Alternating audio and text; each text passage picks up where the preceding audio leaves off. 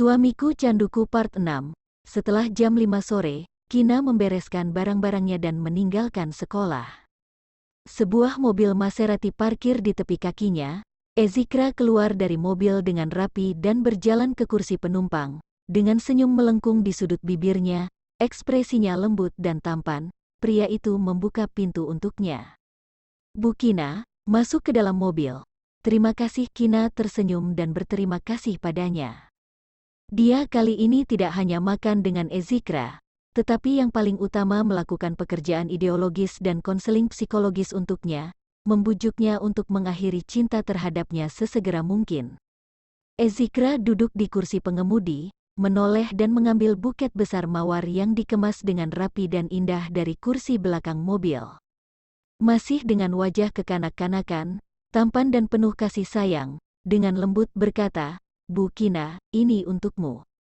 Kina dikejutkan oleh seikat besar mawar merah yang tiba-tiba muncul di depannya. Meskipun dia belum pernah menjalin hubungan, dia tahu bahwa mawar itu biasa diberi dalam hubungan sepasang kekasih. "Dik Okto, bunga ini, hari ini bukan hari guru." Dia berpura-pura bodoh. "Bu Kina, mulai sekarang aku akan secara resmi mengejar kamu." Ezikra mengangkat alisnya dan tersenyum, menyatakan dengan lugas dan tegas. Ekspresi wajahnya yang tampan memiliki tampilan yang percaya diri. Dengan sikap mendominasi menjejalkan bunga mawar di lengannya, kemudian mengemudi perlahan dan pergi. Kina memegang seikat besar mawar yang indah, seperti kentang panas, tetapi tidak bisa membuangnya. Lagi pula, dia mengendarai mobil. Jika membuatnya kesal, maka akan sangat berbahaya. Di restoran kelas atas yang didekorasi dengan elegan, lampu kristal yang indah memancarkan cahaya keemasan dan lembut, musik ringan yang lembut dan indah memenuhi seluruh ruangan restoran, dan membuat orang rileks. Dalam lingkungan yang begitu nyaman, Kina diam-diam mengencangkan sarafnya. "Dik Okto, aku ingin berbicara denganmu tentang masalah kamu ingin mengejar guru." Dalam perjalanan ke sini, dia dengan hati-hati memikirkan cara menasihatinya dengan bijaksana. Bu Kina, katakan saja." Ezikra sedikit mengangguk, senyum hangat yang menawan terlihat di sudut bibirnya, matanya bergerak, bersinar menatapnya. "Begini, guru telah mempertimbangkannya dengan cermat. Bu Kina setuju untuk berkencan denganku." Ezikra menyelanya dengan sedikit bersemangat, dengan mata yang indah seperti obsidian yang dipenuhi dengan antisipasi dan kegembiraan. Bukan. Kina segera menyangkal dan memasang ekspresi serius. "Guru merasa, Dik Okto harus fokus pada studi saat ini, dan jangan biarkan hubungan asmara mengalihkan perhatian untuk belajar." "Bu Kina, aku sudah berumur 18 tahun, masih terasa awal. Dan juga, peraturan Universitas R sepertinya tidak menetapkan siswa tidak boleh jatuh cinta, kan? Ada banyak contoh cinta yang menginspirasi di kampus. Selama sikapnya benar, tidak hanya tidak akan mempengaruhi pembelajaran, tetapi juga membantu meningkatkan nilai." Ezikra menjelaskan dengan metodis. "Memang benar begitu, tapi..." Kina berpikir sejenak, dan melanjutkan, "Jika Dik Okto ingin menjalin hubungan dengan serius, dengan situasi kamu, juga harus mencari gadis baik yang seusia denganmu. Itu sangat mudah, kalian dapat saling memotivasi dalam studi, dan dapat bekerja sama di masa depan." "Bu Kina," Ezikra menyelanya, "meskipun kamu tidak bisa menerima aku sekarang, tapi kamu tidak punya hak mendorong aku ke orang lain." Mendengar dia akan mendorongnya ke wanita lain, hatinya sakit, kemarahan yang mengamuk melonjak di dadanya. Suasana tiba-tiba membeku. Kina menurunkan matanya dan dengan sungguh-sungguh meminta maaf. "Maaf, Ibu sudah menyimpang." "Maaf, perkataan barusan sedikit berat. Aku juga tahu Bu Kina demi kebaikanku sendiri." Ezikra meremas pipinya yang sedikit pucat, kemudian tersenyum. "Bu Kina tidak akan marah padaku, kan?" Tidak. Kina menyesap air putih di atas meja, menggunakan ini untuk memblokir keintiman dan perilakunya yang tidak pantas. Ezikra menarik tangannya kembali dengan sedikit enggan, ujung jarinya masih memiliki sentuhan lembut dan sisa kehangatan pipi merah mudanya. Kina merenung sebentar, tidak ingin perjalanan ini sia-sia, jadi dia berkata, "Ngomong-ngomong, Dik Okto, bisakah kamu memberiku nomor kontak orang tuamu?" "Orang tuaku telah meninggal." Nada suara Ezikra ringan, tidak bisa mendengar emosi kemarahan dan kesedihan. Kebencian melintas di matanya yang hangat, dan tangan di bawah meja makan digenggam dengan erat. Kina terkejut, tenggorokannya sedikit tercekat. "Maaf. Tidak apa-apa, semua yang datang ke dunia ini, pada akhirnya akan kembali, hanya masalah waktu." Agar tidak membuatnya merasa bersalah dan tidak nyaman, dia mengatakannya dengan bebas dan santai. "Lalu, apakah kamu memiliki wali?" Kina bertanya dengan hati-hati, menilai dari serangkaian perilakunya, dia harusnya berada dalam latar belakang keluarga yang baik. "Wali aku tidak peduli denganku, hanya bertanggung jawab atas penyediaan materi." Kina tidak bisa berkata apa-apa, sepertinya metode mencari orang tuanya tidak akan berhasil. Setelah makan, Kina hendak membayar tagihan, tetapi Ezikra menghentikannya. "Biarkan seorang wanita membayar, bukan perilaku pria terhormat."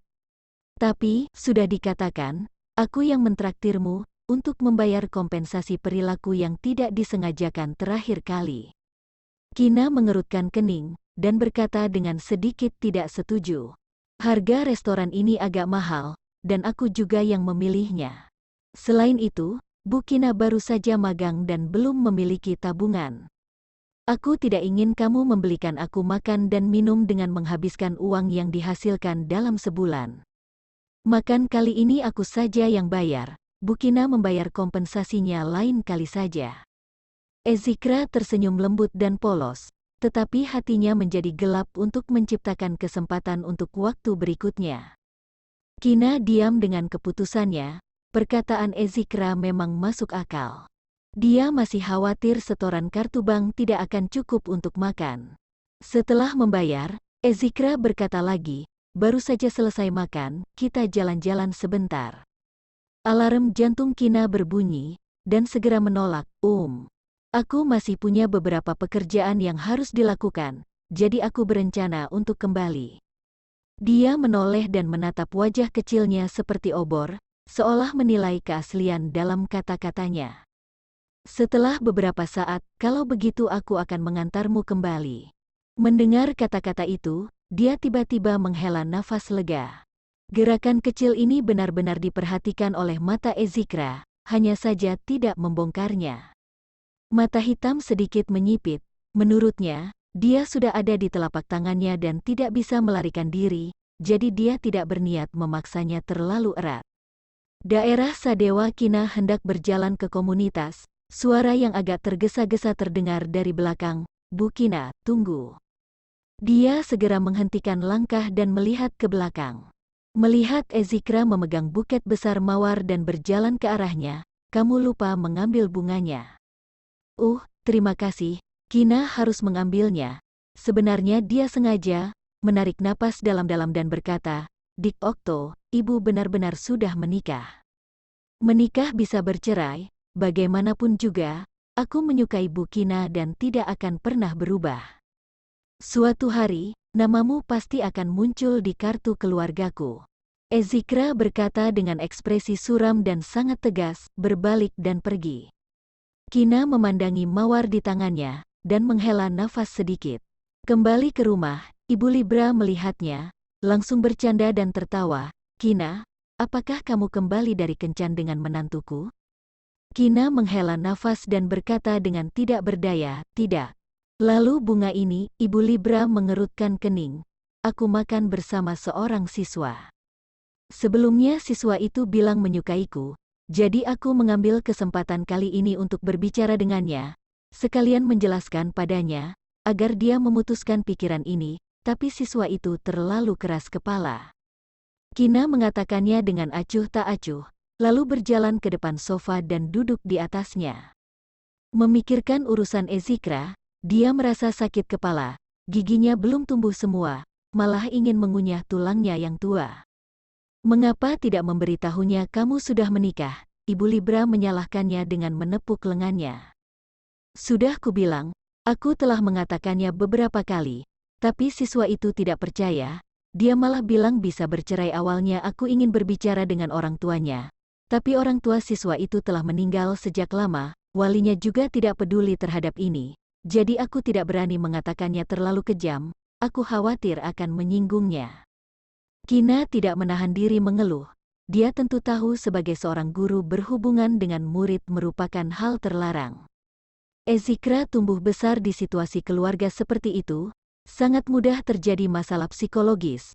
Oleh karena itu dia harus menanganinya dengan teliti, agar tidak meninggalkan efek buruk pada siswanya ini. Mendengar ini, Ibu Libra tiba-tiba mengerutkan kening. Putrinya masih dalam masa magang, kalau tidak menangani masalah ini dengan baik, mungkin saja sulit menjadi karyawan tetap, dan bahkan akan kehilangan pekerjaannya.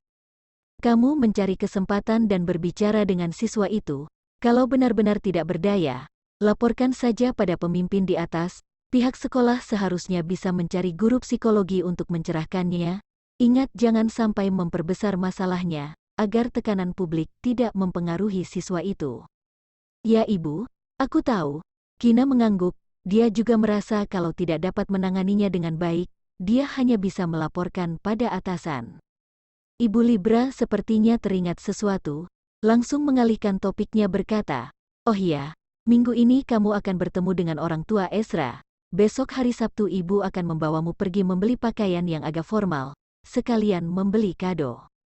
"Ya, baik," Kina menjawab dengan tidak konsentrasi. Dia tiba-tiba merasa agak gugup.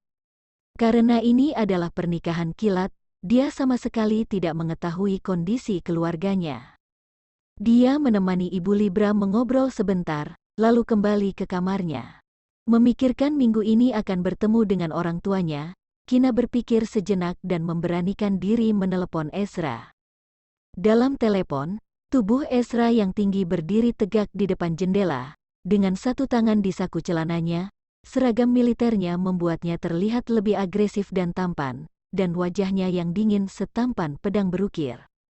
"Ada apa?" Suaranya yang dingin dan seksi masuk ke dalam gendang telinga, terdengar tebal dan magnetik. "Itu, minggu ini aku akan pergi ke rumahmu. Apakah kamu ingat?" Kina bergetar mendengar nadanya yang dingin, dan bertanya dengan lembut. "Ya, apa yang ingin kamu katakan?" Sepertinya merasakan ketakutannya, Ezra menggerakkan bibirnya yang tipis, melembutkan nada suaranya. "Aku ingin memintamu menceritakan tentang kondisi keluargamu, kalau tidak, aku khawatir tidak tahu apa-apa." "Kakek, orang tua masih hidup, kakak dan kakak ipar telah meninggal, dan meninggalkan seorang anak. Adikku menangani perusahaan keluarga. Apalagi yang ingin kamu ketahui, silakan tanya." Kina terdiam, keluarganya membuka perusahaan, dia juga tidak pelit. Kedengarannya kondisi keluarganya tidak terlalu buruk, tapi untuk mengetahuinya lebih jelas harus tunggu hari Minggu. Apakah sulit bergaul dengan keluargamu?" "Keluargaku tidak mengutamakan status keluarga, mereka juga sangat puas denganmu, tidak akan mempersulit kamu." Dia menghilangkan kecurigaannya dengan santai. Kina masih ingin menanyakan sesuatu, tapi samar-samar terdengar kata "lapor" dari dalam telepon. Dia langsung menelan kata-katanya, "Kalau begitu aku tidak mengganggumu, sampai di sini dulu." "Ya, Minggu pagi jam 10 aku pergi menjemputmu." Selesai berkata, Ezra menutup telepon dengan lincah, tidak menunda sama sekali.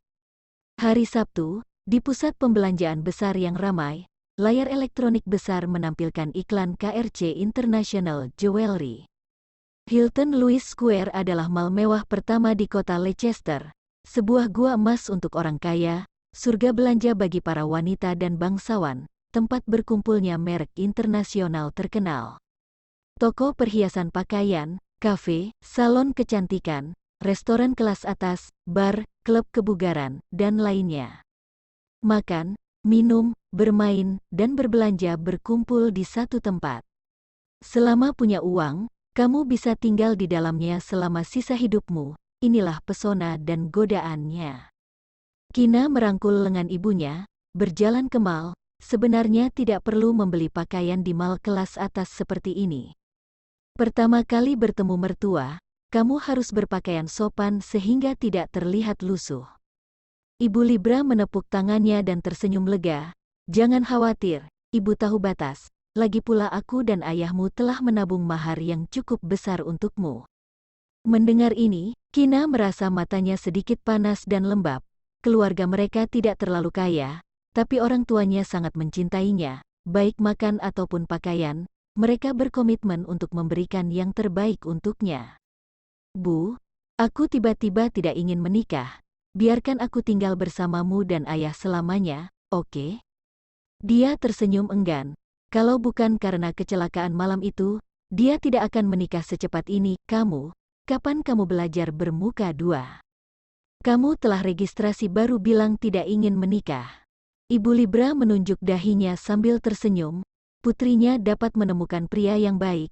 Dia dan suaminya merasa senang dari lubuk hati mereka. Kina mengeluarkan lidahnya, tapi dalam hati merasa sebel. Tidak jauh, di dalam tea house Lezeta, seorang pria tua dengan rambut beruban dan berpakaian tunik Cina sedang duduk di sofa dengan punggung lurus. Telah berkecimpung di dunia bisnis selama bertahun-tahun, membuatnya terlihat sombong.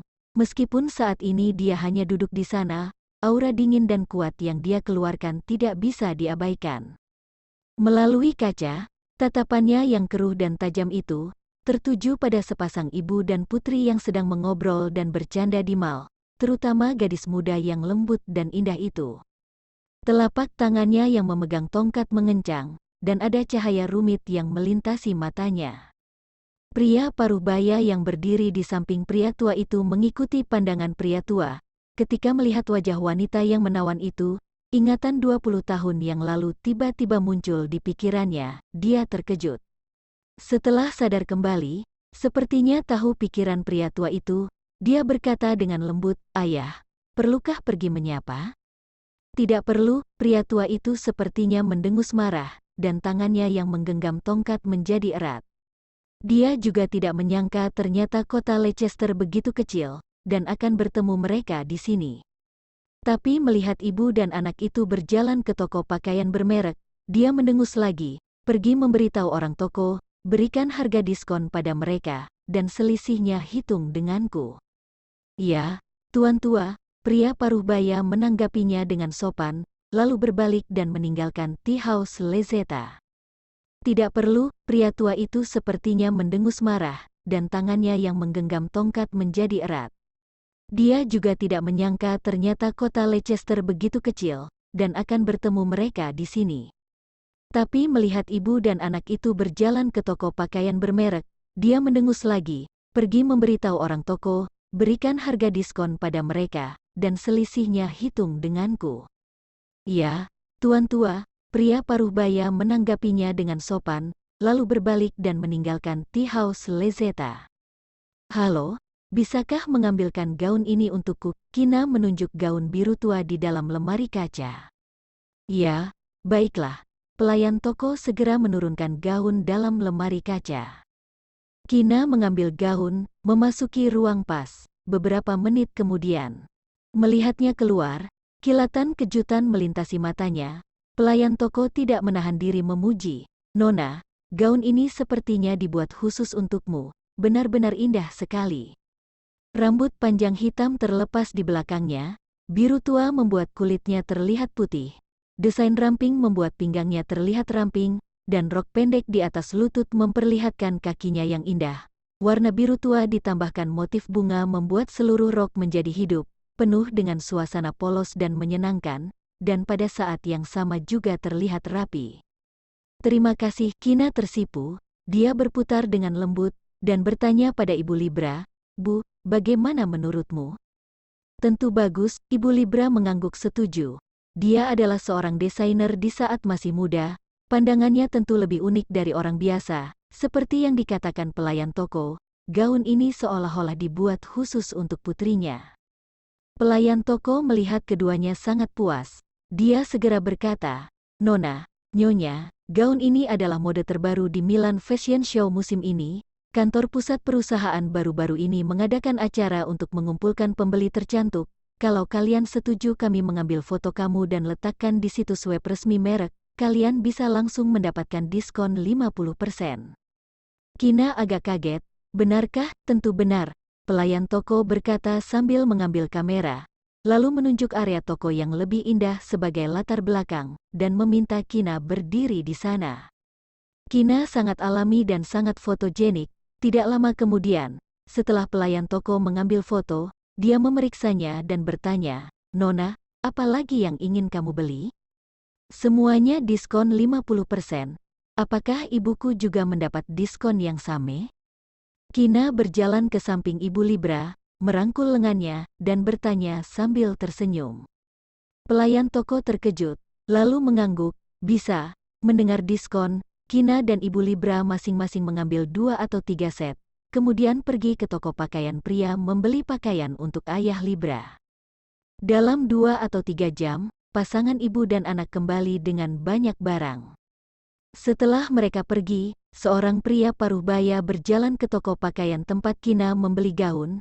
Pelayan toko melihatnya dan segera menyerahkan kamera padanya, dan tidak menahan diri bertanya dengan penasaran, "Tuan Tudi, siapa pasangan ibu dan anak itu? Apa yang mereka bicarakan di saat membeli pakaian?"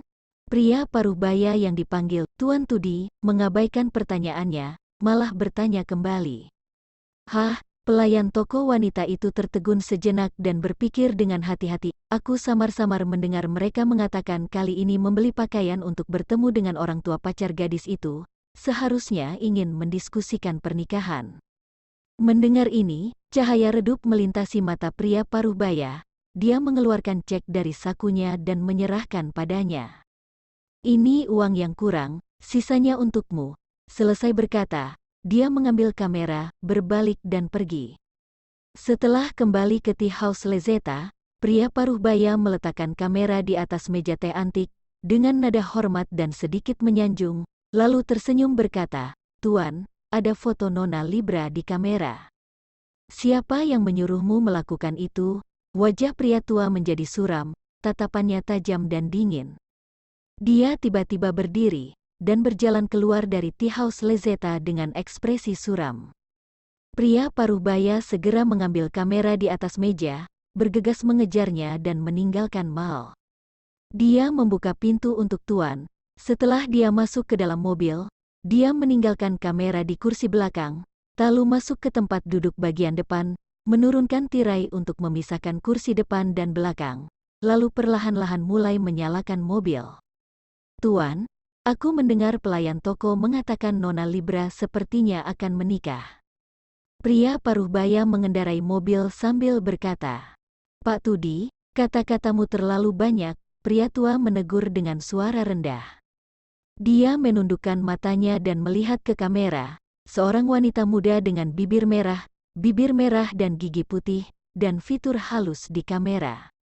Meskipun dia dibesarkan di keluarga biasa, dia memiliki temperamen yang jelas dan elegan dan tidak menghasilkan putri kaya. Setelah menatapnya dengan ekspresi kompleks untuk waktu yang lama, dia perlahan meletakkan kamera. Keputusan ragu-ragu di hati saya langsung menjadi tegas. Minggu, jam 10 pagi, Ezra muncul di keluarga Libra tepat waktu. Nada suaranya yang datar, elegan dan sopan, "Ayah, Ibu, aku datang menjemput Kina." Hanya datang saja, untuk apa membelikan hadiah, semuanya adalah satu keluarga. Ibu Libra tersenyum, lalu berteriak ke arah Kina, "Kina, apakah kamu sudah? Suamimu sudah di sini untuk menjemputmu." Meskipun nada Ezra sedikit lebih dingin, Ibu Libra tidak peduli sama sekali. Ia berpikir bahwa itu adalah sifat arogan yang dilatih dalam barak, stabil dan terkendali. Karena itu, ia merasa ibu mertua semakin puas dengan menantunya ini. "Jangan terburu-buru, biarkan dia mempersiapkannya perlahan-lahan." Ezra berkata dengan dingin dan elegan, "Ayo, duduk sebentar dan minum teh." Ayah Libra memintanya untuk duduk di sofa dan menuangkan secangkir teh yang baru diseduh untuknya. Beberapa menit kemudian, Kina datang ke ruang tamu dengan tergesa-gesa, "Aku sudah siap." Wajah yang dalam dan tampan, ekspresi acuh tak acuh, potongan kemeja putih yang rapi dan celana panjang hitam menguraikan sosoknya yang sempurna. Ia hanya duduk diam di sofa, ada aura mulia dan mendominasi yang cukup untuk memanggil angin dan hujan, membuat orang tidak bisa berpaling. Ezra menoleh dan melihat Kina berjalan ke depannya, mengenakan gaun satin tipis selutut lukisan tinta putih bersulam tipis selutut yang kontras dengan kulitnya yang putih bagaikan salju. Ada semacam sikap yang tidak ternoda dari lumpur, dengan wajah kecil yang sedikit merah tipis karena malu, itu terlalu indah untuk tidak dilihat. Matanya redup, dia meletakkan cangkir tehnya, berdiri dan berjalan ke arahnya, dengan berwibawa berkata dengan acuh tak acuh, "Ayah, Ibu, kalau begitu aku akan membawa Kina kembali ke keluarga Okto dulu." Setelah meninggalkan keluarga Libra, Kina menemukan bahwa mobilnya adalah Mercedes hitam kali ini, dengan penampilan yang halus dan penampilan yang mulia dan mendominasi. Dia tidak tahu harganya, tetapi itu pasti sangat berharga. Ezra memberinya buku catatan dan berkata, "Data riwayat keluargaku, apakah ini perlu begitu tergesa-gesa?" Kina membuka buku itu dengan curiga, dan pertama kali melihat KRC International dengan lebih dekat, jantungnya hampir berhenti berdetak karena ketakutan.